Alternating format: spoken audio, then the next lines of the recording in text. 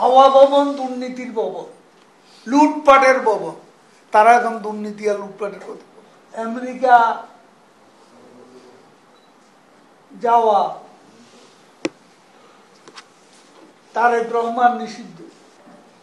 আজকে যে বিএনপি গণতন্ত্রের নামে কারফিউ গণতন্ত্র চালু করেছে, কারফিউ গণতন্ত্র,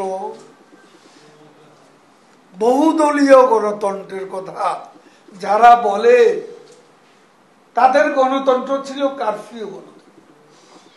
তাদের গণতন্ত্র ছিল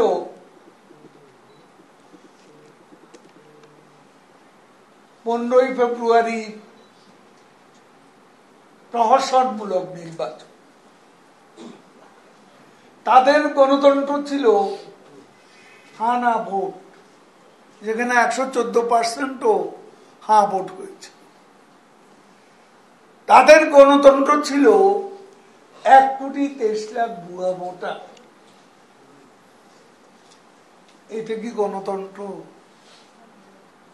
গণতন্ত্রকে তারাই ধ্বংস কিনারায় নিয়ে গিয়েছিল এবং নির্বাচন ব্যবস্থা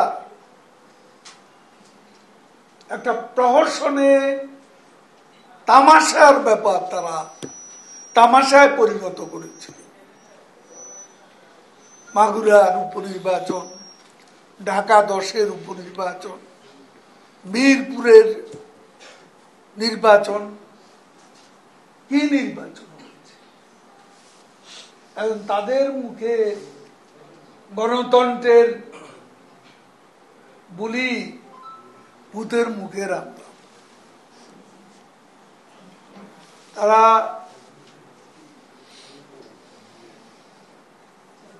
সারা দুনিয়া জানে এফবিআই ঢাকায় এসে সাক্ষ্য দিয়ে গেছে।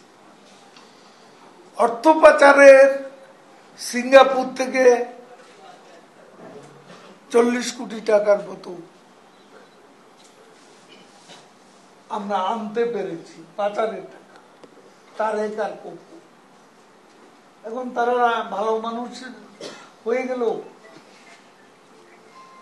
এফবিআই ঢাকায় এসে সাক্ষ্য দিয়ে গেছে। তারপরে আমেরিকা যাওয়া তারেক রহমান নিষিদ্ধ। সে তো আমেরিকানদের